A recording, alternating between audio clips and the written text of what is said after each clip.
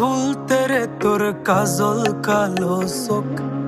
আমার দিন কাটতো রঙিন হয়ে, থাকতো না আর দুঃখ।